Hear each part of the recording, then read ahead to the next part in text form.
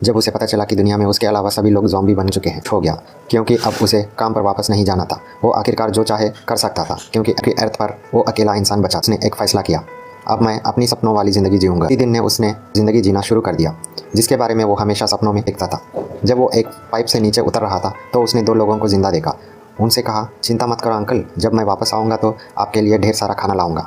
उसने अपने ईयरबड्स लगाए और खुशी खुशी साइकिल चलाने लगा। लेकिन थोड़ी दूर जाने के बाद उसने देखा कि ज़ॉम्बियों का एक झुंड उसका पीछा कर रहा है। उसने समय पर स्पीड बढ़ाई और सिटी के सबसे बड़े स्टोर पहुँच गया। वहाँ उसने अपनी पसंद की सारी चीज़ें उठानी शुरू कर दी, क्योंकि अब पैसा या महंगाई की कोई चिंता नहीं थी। फिर वो एक सैलून में गया, एक ज़ॉम्बी को कुर्सी से बांध दिया और अपने हेयर स्टाइल पर एक्सपेरिमेंट करने लगा। इसके बाद उसने शहर के बीचों बीच एक ऊंची इमारत पर अपनी एक बड़ी तस्वीर बना दी। साइकिल से लौटते समय उसकी लो स्पीड के वजह से ज़ॉम्बियों का फिर से उसका पीछा करने का मौका मिल गया, लेकिन रास्ते में उसे एक मोटरसाइकिल मिल गई। अब ज़ॉम्बियों के लिए उसे पकड़ना इम्पॉसिबल था।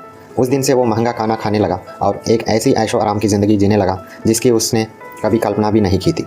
लेकिन जल्दी ही उसे अकेलेपन फील होने लगा। एक दिन उसे एक लड़की का मैसेज मिला जिसमें उसने मदद मांगी थी।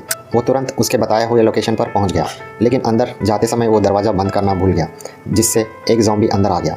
किसी तरह उसने ज़ॉम्बी को मार दिया, लेकिन उससे पहले ज़ॉम्बी लड़की को काट चुका था। लड़की के हमले करने से पहले वो वहाँ से भाग गया। घर लौटते समय उसने देखा कि उसकी नाइबर्स का कमरा खाली था। शायद वो भी इन्फेक्टेड हो गई थी। ये देखकर उसे दुख हुआ, क्योंकि वो महिला प्रेग्नेंट थी। सब कुछ भूलने की कोशिश में अगले दिन वह फिर से सामान लेने स्टोर गया, लेकिन अचानक किसी ने उस पर अटैक कर दिया। मैं ज़ॉम्बी नहीं हूँ, उसने चिल्लाकर कहा।